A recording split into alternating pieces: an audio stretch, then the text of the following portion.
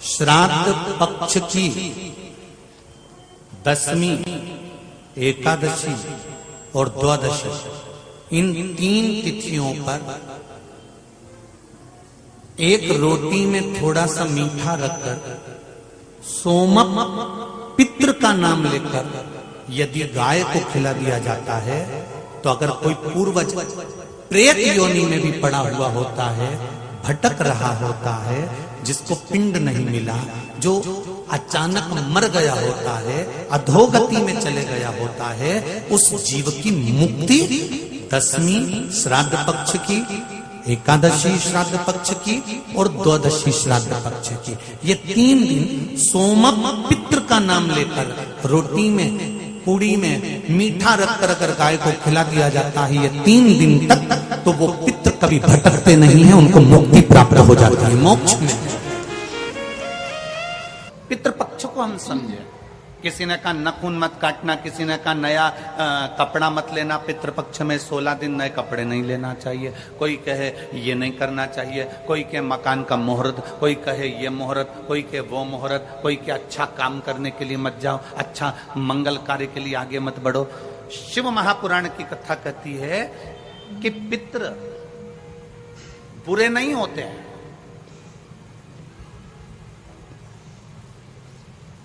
पितृ बुरे नहीं होते हैं। आज लोगों के मन में बड़ा भय हो जाता है।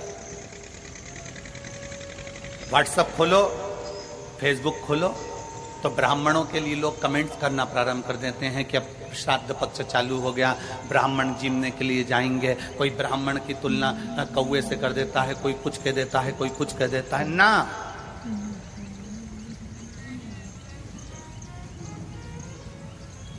गायत्री करने वाला ब्राह्मण, वेद पाठ करने वाला ब्राह्मण, संध्या करने वाला ब्राह्मण की तुलना किसी साधारण से नहीं होती, उसकी तुलना तो स्वयं नारायण और ब्रह्मा से होती है, स्वयं नारायण और ब्रह्मा से होती है। किसी ने कहा कि तुम अभी नया वस्त्र मत लो, पितृपक्ष चल रहा, नया काम मत चालू करो, पितृपक्ष चल रहा है। श्राद्ध का मतलब क्या है? श्राद्ध का मतलब है आपकी पूर्ण श्रद्धा, आपका पूर्ण विश्वास, आपका पूर्ण भरोसा, पूर्ण श्रद्धा, पूर्ण विश्वास, पूर्ण भरोसा।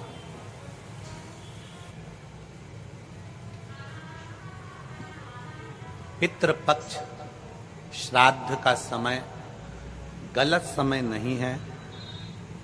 कोई काम आपको शुरू करना है तो पितृपक्ष में शुरू कर सकते, बस पितृपक्ष में एक काम चालू करो। पितृपक्ष में बन सके गौ माता को रोटी दो, पितृपक्ष में बन सके गौ माता को जल दो, पितृपक्ष में बन सके तो भूखे को भोजन कराओ, प्यासे को पानी पिलाओ।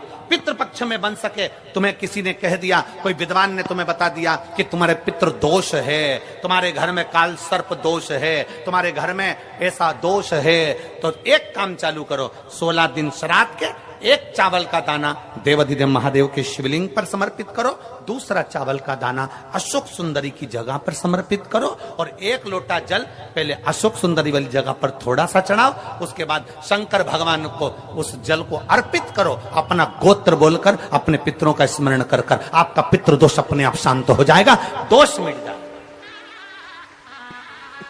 आपका पितृ दोष शांत, आपका दोष समाप्त।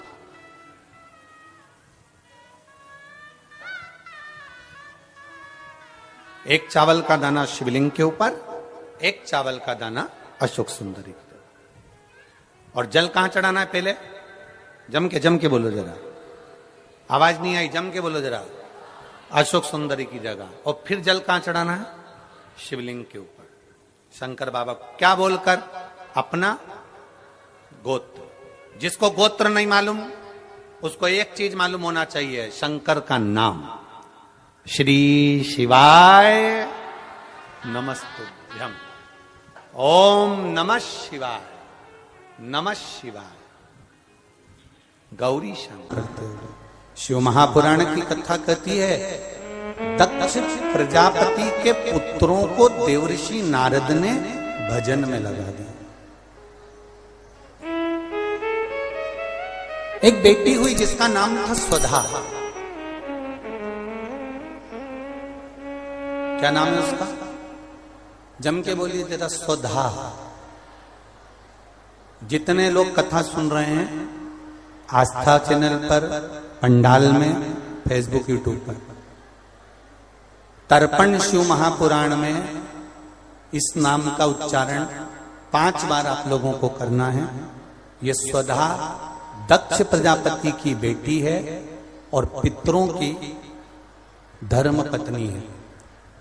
इस पितरों की धर्म पत्नी स्वधा का नाम लेने से अगर हमने कंडा, गोबरी, गाय का जो गोबर होता है कंडा, उसको जलाकर अगर धूप नहीं दी हो या किसी ब्राह्मण को भोजन आदि नहीं कराया हो या तिलांजलि तर्पण नहीं करा हो, पिंड नहीं दिया हो या श्राद्ध पक्ष में किसी को कोई दान ना करा हो तो उसका दोष ना लगे, उसके लिए तर्पण शिव महापुराण में पितरों की धर्म पत्नी स्वधा का नाम का स्मरण आप और हमको साथ में करना।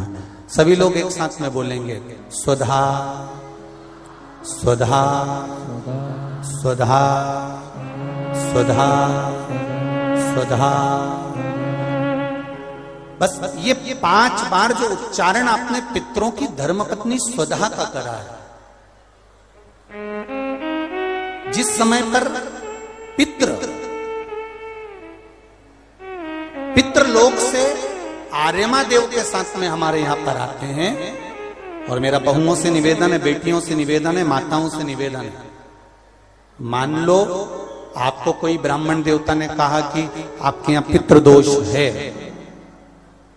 आपको कह दिया कि पितृदोष है, तो आपको घबराना नहीं है कि महाराज जी मुझे क्या करना पड़ेगा। पितृदोष है, एक चावल का दाना घर में से लीजिए, हथेली पर रखिए, पानी का जो मटका होता है, हंडा होता है, पानी का जो मटका है, हंडा है, जहां पर रसोई घर में तुम पानी रखते हो, उस हंडे के पास में, मटके के पास में उस चावल के दाने को लेकर जाइए, अपने पितरों का स्मरण कर कर स्वधा स्वधा स्वधा स्वधा स्वधा 5 बार बोलकर शंकर भगवान के शिवलिंग पर, तुम्हारे घर में शिवलिंग हो तो घर में, और अगर मंदिर में शिवलिंग हो तो मंदिर में, उस चावल के दाने को चढ़ा दीजिए। कैसा भी पितृदोष होगा समाप्त हो। मात्र स्वधा का स्मरण बहुत।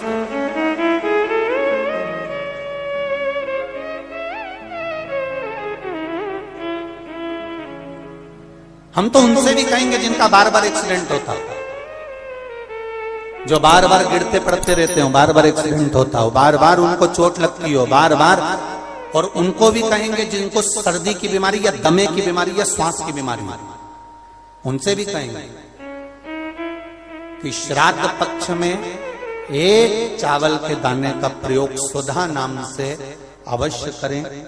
चलने में दम नहीं भराएगी, श्वास नहीं भराएगी, और दूसरा जो सर्दी का जिसको कोटा होता है, बार बार सर्दी हो जाती है, निमोनिया हो जाता है, कफ बना रहता हूं, उनके लिए भी स्वधा नाम का स्मरण।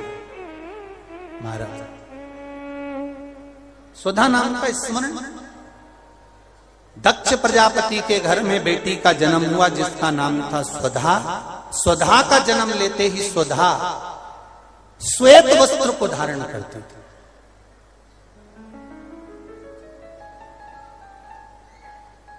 कोई वस्त्र अगर स्वधा पहन रही है तो श्वेत वस्त्र धारण कर रही है। एक दिन माता प्रसूति ने स्वधा को बुलाया। स्वधा आप इधर आओ। स्वधा आई। हाँ मां। बेटी, जब घर में इतने सारे आभूषण हैं,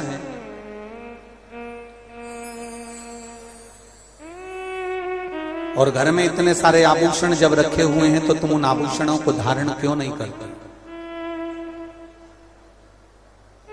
उन आभूषणों को क्यों नहीं पहनते?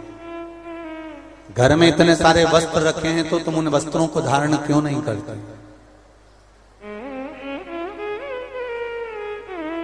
स्वधा कहती हैं मां। संसार सागर में जब किसी के प्राण छूट जाते हैं और प्राण छूटने के बाद वो जीवात्मा अगर अच्छी जीवात्मा है तो वो देवलोक चली जाती है, जो बुरी जीवात्मा है वो भटकती रहती है, भटकती है। मां उन जीवात्माओं के कल्याण के लिए मैं श्वेत वस्त्र धारण करता हूं। श्वेत वस्त्र, श्वेत चावल का दाना, श्वेत दूध, श्वेत दही, श्वेत शकरखंड, श्वेत पुष्प,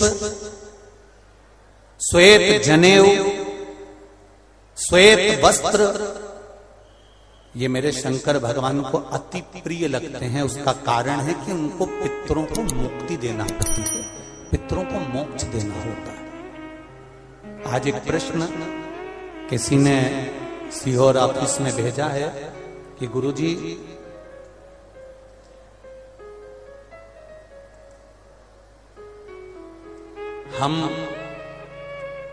हमको श्राद्ध पक्ष में हम जो ब्राह्मण को भोजन कराते हैं या हम किसी को भोजन कराते हैं तो वो हमारी जीवात्मा को क्या वो मिलता है?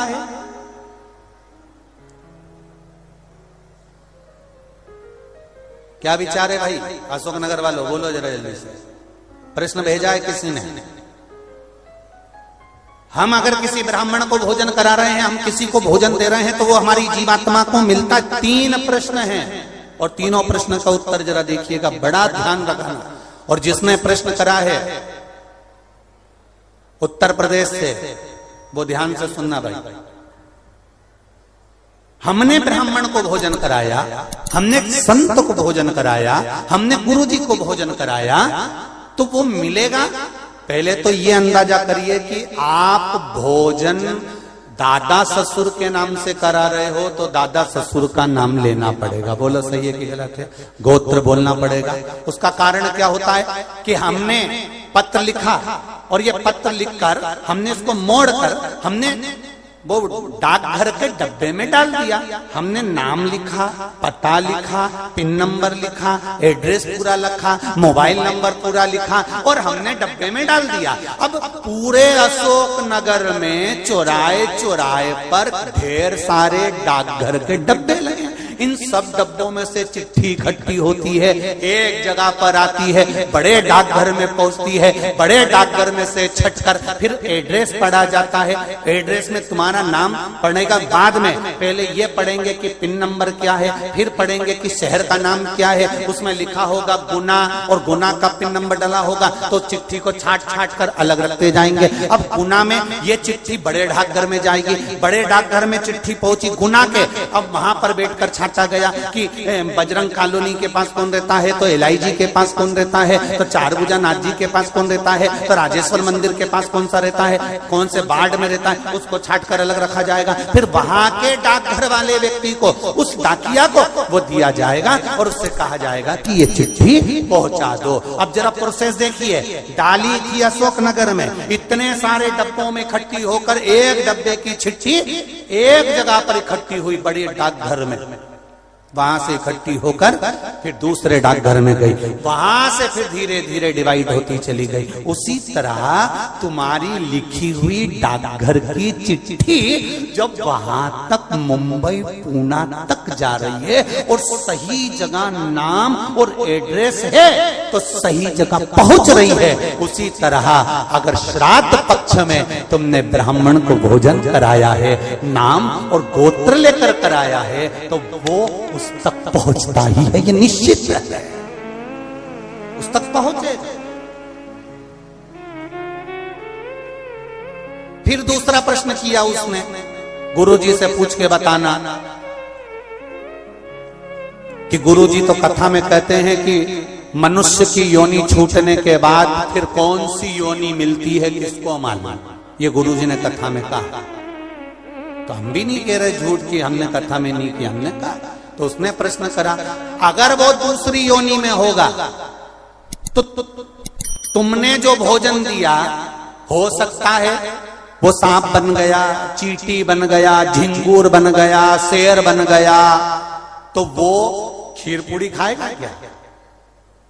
और पंडित जी को तो खीर पूड़ी खिलाने का बोलते हैं। फिर जब वो दूसरी योनि में पहुंच गया तो उसको खीर पूड़ी कैसे मिली? पंडित जी से, गुरु जी से पूछ के बताओ।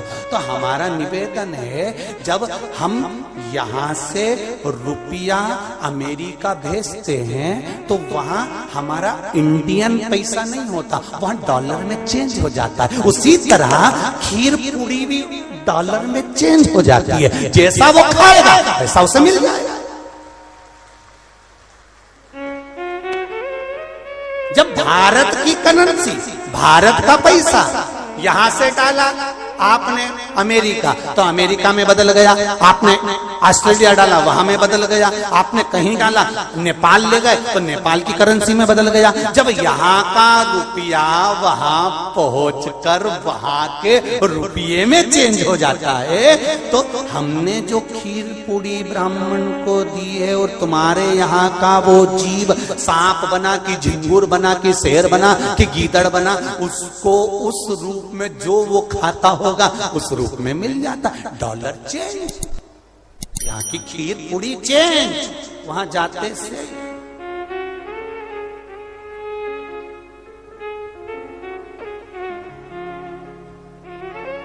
फिर तीसरा प्रश्न लिखा, अगर हमारे घर के पूर्वज शिव महापुराण की कथा सुन सुन के तर गए तो फिर हम श्राद्ध काय को करें?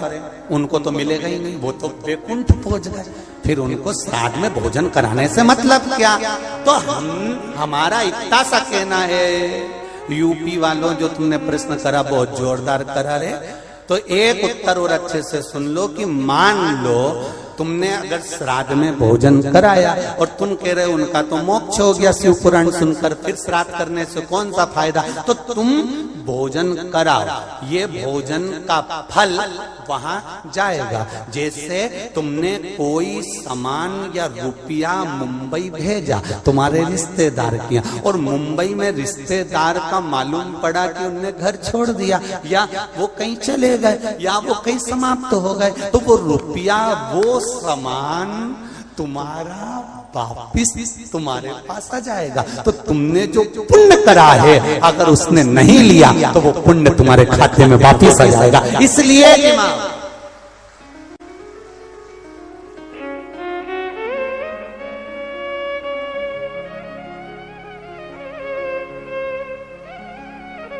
पुण्य करो, सत्कर्म करो। और कथा का स्मरण, बड़े बड़े किस्मत वाले हैं अशोकनगर वालों, बहुत बहुत किस्मत वाले हो, घर जाके नजर उतरवा लेना राई उन्नोन से।